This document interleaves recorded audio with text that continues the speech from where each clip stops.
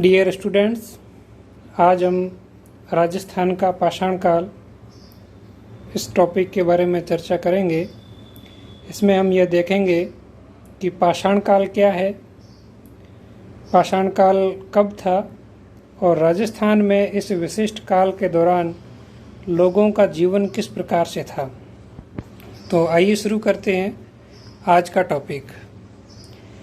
इतिहासकार इतिहास का लेखन स्रोतों के आधार पर करते हैं और स्रोतों की उपलब्धता के आधार पर इतिहासकारों ने संपूर्ण इतिहास को 3 भागों में बांटा है। कितने भागों में बांटा है? 3 भागों में। कौन कौन से 3 भाग हैं? पहला है प्राग ऐतिहासिक काल, या इसको दूसरे शब्दों में लिखते हैं प्रागैतिहासिक काल। तो ये प्राग ऐतिहासिक काल है, यानी ऐतिहासिक काल से पहले का काल है। इसका अर्थ क्या होता है कि इतिहास का वह विशिष्ट कालखंड जब लोगों के पास में लिपि का अभाव था, यानी वो लिखना नहीं जानते थे। इसलिए प्राग ऐतिहासिक काल का जो आधार है, उसकी जानकारी के जो स्रोत हैं, वो केवल और केवल पुरातत्व है। साहित्यिक स्रोत यहाँ बिल्कुल भी नहीं है। तो प्रागैतिहासिक काल में केवल पुरातात्विक स्रोत है, क्योंकि यहाँ के जो लोग थे उनको लिपि का ज्ञान नहीं था, यानी वो लिखना नहीं जानते थे। दूसरा जो ये प्रागैतिहासिक काल है, ये जो पाषाण काल इसी को कहा जा सकता है कि जब लोग पत्थर का उपयोग करते थे और लिपि का प्रयोग इनके पास में नहीं था। तो आगे अपन इसमें पढ़ेंगे भी कि इस काल में कौन कौन से स्थान जो प्रसिद्ध थे और लोग वहाँ पर रहा करते थे। आद्य ऐतिहासिक काल, इतिहास का वह कालखंड जिसमें लोगों को लिपि की जानकारी तो थी, लेकिन अभी हम लोग उस लिपि को पढ़ नहीं सके हैं। तो आद्य ऐतिहासिक काल का मतलब क्या हुआ कि इतिहास का वह कालखंड जब लोग लिखना तो जानते थे, लेकिन हम लोग उसको अभी तक पढ़ नहीं पाए हैं कि उन्होंने क्या लिखा है। इसलिए उस काल को आद्य ऐतिहासिक काल कहा जाता है। और ये कौन सा काल है? जैसे सिंधु घाटी सभ्यता के जो लोग हैं वो लिखना तो जानते थे, लेकिन वो क्या लिखते हैं, उनकी जो लिपि है वो आधुनिक इतिहासकार उसको डिकोड नहीं कर सके हैं। इसलिए उस काल को आद्य ऐतिहासिक काल कहा जाता है। और फिर आता है ऐतिहासिक काल। ऐतिहासिक काल का क्या मतलब है कि वह कालखंड जिसके बारे में इतिहास की जानकारी के स्रोत के रूप में हमारे पास में लिखित स्रोत भी उपलब्ध हैं। वो न केवल उपलब्ध हैं बल्कि हम उसको डिकोड भी कर चुके हैं, यानी हम उनको पढ़ सकते हैं, उनके बारे में जान सकते हैं। उदाहरण के लिए इन तीनों को कैसे समझें कि जैसे मौर्य काल, तो जब तक अशोक के अभिलेख नहीं पढ़े गए तब तक अशोक के अभिलेख आद्य ऐतिहासिक काल के माने गए कि ये लिपि तो लिखना जानते थे, लेकिन क्या लिखा है हमको नहीं पढ़ सकते। लेकिन जैसे ही उन्होंने उस लिपि को पढ़ लिया तो वो ऐतिहासिक काल में आ गया। तो ये इतिहास के स्रोतों के आधार पर विभाजन किया गया। ये कोई कठोर विभाजन नहीं है कि वो काल हमेशा हमेशा उसी युग में रहने वाला है। यदि आज सिंधु सभ्यता की लिपि को पढ़ लिया जाता है तो सिंधु सभ्यता है वो आद्य ऐतिहासिक काल से हट करके ऐतिहासिक काल में आ जाएगी। तो ये इतिहासकार इस आधार पर अध्ययन करते हैं। क्योंकि आज अपना टॉपिक पाषाण काल का ही है, इसलिए पाषाण काल में जानकारी का स्रोत केवल पुरातत्व है। ये प्राग ऐतिहासिक काल की चर्चा आज अपन करेंगे। तो आइए पढ़ते हैं प्राग ऐतिहासिक काल, पाषाण काल। इसको स्टोन एज भी कहा जाता है या प्रस्तर युग भी कहा जाता है। प्रस्तर युग क्यों? क्योंकि यहाँ के लोगों का जो औजार है वो पत्थर से बने हुए हैं। इस पूरे पाषाण काल को इतिहासकार अध्ययन की सुविधा की दृष्टि से 3 भागों में बांटते हैं। कौन कौन से 3 भाग है? पुरा पाषाण काल, मध्य पाषाण काल और नवपाषाण काल। ये 3 भाग है, 1, 2 और थी।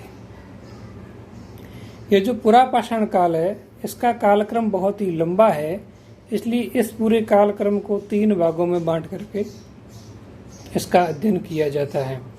निम्न पुरापाषाण काल, मध्य पुरापाषाण काल और उच्च पुरापाषाण काल। तो ये 3 भाग इसके भी कर दिए। ये सभी अध्ययन की सुविधा की दृष्टि से, लेकिन जब इतिहासकारों ने इनका विभाजन किया तो इसका जो एक महत्वपूर्ण आधार रखा वो ये रखा कि जो औजार है या जो उपकरण जिसको कहा जा सकता है, जिसका उपयोग उस समय के लोग किया करते हैं, उन औजारों के निर्माण में किस प्रकार की तकनीक उपयोग में लाई गई है, उस तकनीक के आधार पर ही इनका विभाजन किया गया है।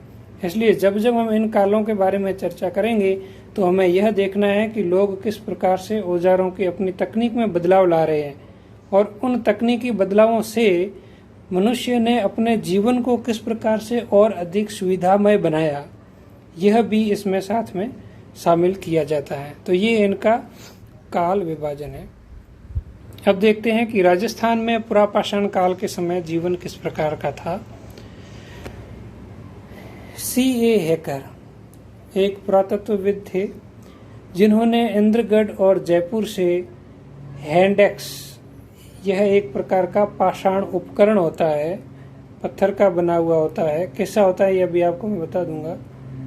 ये पत्थर का एक उपकरण है जिसको हैंडेक्स कहते हैं। एक्स का मतलब कुल्हाड़ी होता है, आप सभी जानते हो। हैंड का मतलब हाथ, इसको हिंदी में हस्त कुठार भी कहते हैं। तो ये हस्त कुठार ढूंढा था सबसे पहले,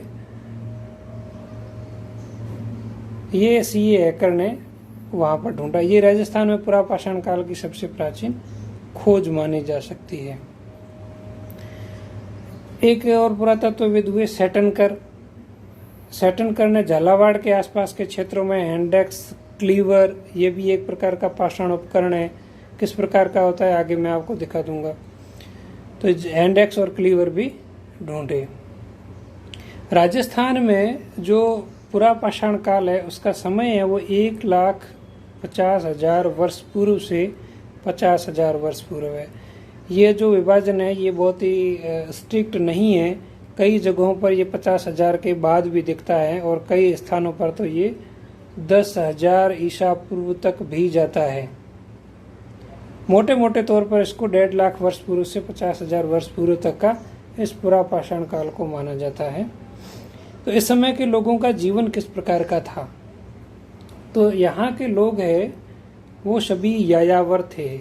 यायावर का मतलब क्या होता है, घुमंतु, जो एक जगह से दूसरी जगह घूमते थे। क्यों घूमते थे, शिकार के लिए और पानी की खोज के लिए, और तीसरा अपनी सुरक्षा के लिए। तो सुरक्षा के लिए वो लोग कहाँ जाते थे, गुफाओं में निवास करते थे। तो खुले वातावरण में रहने की बजाय यहाँ का भी इस काल का मनुष्य गुफाओं में रहता था और उसका मुख्य जो आजीविका का साधन था वो क्या था, शिकार। क्योंकि वो अभी तक कृषि और पशुपालन करना नहीं जानता था। यानी वो पशुओं को मार करके तो खाता है लेकिन पशुओं को पालतू बनाना अभी तक वो नहीं सीखा है। वो अभी गुफाओं में ही रहता है।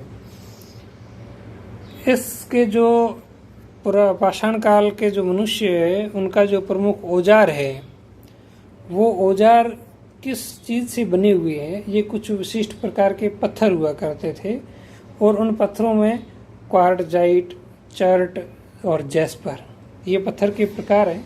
ये थोड़े से चमकीले होते थे और ये पत्थर है वो अधिकतर नदी के किनारों पर मिलते थे, जहाँ नदी अपने साथ में इन पत्थरों को लाते थे।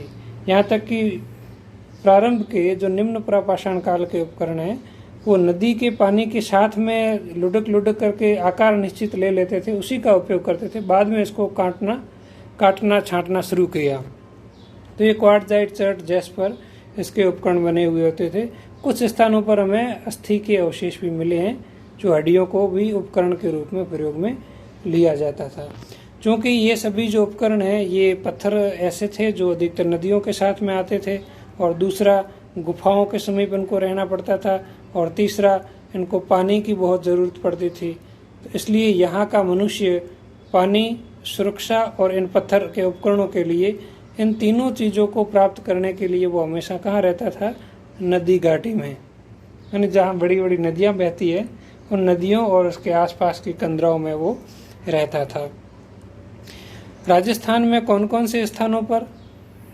लूनी नदी का प्रदेश है डीडवाना, यहाँ पर ढींगरिया, हमीरपुर ये स्थान है जहाँ से हमें पुरापाषाण कालीन मनुष्य के अवशेष मिलते हैं। लेकिन सर्वाधिक जो पुरापाषाण कालीन उपकरण मिले हैं वो चित्तौड़गढ़ में मिले हैं, क्योंकि चित्तौड़गढ़ वहाँ चंबल और बनास नदी की जो धाराएं हैं उसके कारण वहाँ मनुष्य अधिक रहता था और यहाँ पर सर्वाधिक मात्रा में पुरापाषाण कालीन उपकरण मिले हैं। इसलिए इतिहासकार कई बार यह भी दावा करते हैं कि यहाँ पर उपकरण बनाने का कोई कारखाना रहा होगा। यहाँ भरतपुर का एक स्थान है दर, यहाँ एक बहुत ही महत्वपूर्ण एक संरचना मिली है जो गुफा के रूप में है और उस शैलाश्रय में कुछ चित्र भी बनाए गए हैं। तो चित्र क्यों बनाया करते थे? जब मनुष्य अपनी सांस्कृतिक अभिव्यक्ति करता था तो वो गुफाओं की दीवारों पर कुछ चित्र बना लेता था। ये बहुत ही प्रारंभिक काल के हैं, मध्य पाषाण काल में तो और अधिक मात्रा में चित्र हमें मिलते हैं। तो प्रमुख उपकरण इस काल में कौन कौन थे? हैंड-एक्स, जिसको मैंने अभी हस्त कुठार कहा, क्लीवर, ये एक प्रकार की खुरचनी हुआ करती थी, चॉपर, चॉपिंग, ये भी पत्थर के सल्क होते थे, पेबुल, ये भी गोल पत्थर होता था। इनका आकार किस प्रकार से होता था हम इसको एक चित्रों के माध्यम से देखते हैं। इसमें जो ये 2 नंबर जो चित्र दिया हुआ है ये हैंड-एक्स का है, यानी हस्त कुठार है। इसका ये जो ऊपरी भाग है इसको हाथ से पकड़ा करते थे और नीचे वाले भाग से किसी भी चीज़ पर प्रहार किया करते थे, मांस को काटने में, चीरने में या छीलने में। तो ये हस्त कुठार हुआ करते थे। ये सभी पाषाण उपकरण हैं जो उस समय मनुष्य वो उपयोग में लाता था। ये पत्थर ये जो संरचना है ये एल्यूशियन संरचना कहलाती है और ये संरचना नदी के साथ में जो पत्थर है वो बह के आते थे, उन्हीं कंकड़ों से बना जाता था। कई बार इन पत्थरों को और अधिक तीखा करने के लिए इनके ऊपर से शल्क उतारे जाते थे। साधारण शब्दों में कहें तो अपने जब गांव में मकान बनाते हैं शहर में, तो पत्थर को चौकोर आकार देने के लिए उसको पत्थर को अलग अलग जगह से तोड़ते हैं, तो उसके जो छोटे छोटे जो टुकड़े बचते हैं वही शल्क होते हैं। तो पत्थर के शल्क उतारे गए और कई बार वो शल्क ही हथियार बन जाता, कई बार शल्क हटाने के बाद में जो पत्थर बचता वो हथियार बन जाता था। तो ये हैंड-एक्स है। इसके अलावा ये भी बहुत सारे उपकरण है, मैंने आपके लिए चित्र दे रखा है। जैसे ये इसमें ये 1 नंबर जो चित्र है ये गंडासा है, ये खंडक है। इन दोनों को मैंने जैसे ऊपर जो लिखा है चॉपर और चॉपिंग, ये उपकरण है। इसमें ये जो हिस्सा है इसको पकड़ के रखा जाता था और फिर जो ऊपर से जो तीखा कोना है इससे चोट की जाती थी, ऐसे मांस को चीरा फाड़ा जाता था। तो ये सब गंडासा है जिसको चॉपर चॉपिंग कहते हैं। पेबुल का उदाहरण मैंने आपको बताया, ये पेबुल हुआ करते हैं, ये पेबुल है। तो ये प्रमुख पाषाण उपकरण इस काल में थे। इन चित्रों को और स्पष्टता से देख करके इसमें आप आसानी से समझ सकते हो कि उस समय का मनुष्य किस प्रकार के पत्थर के औजारों का उपयोग किया करता था। तो आज के टॉपिक में इतना ही पढ़ेंगे। अगले टॉपिक में अपन देखेंगे कि राजस्थान में मध्य पाषाण काल और नव पाषाण काल के दौरान जीवन किस प्रकार से था। धन्यवाद।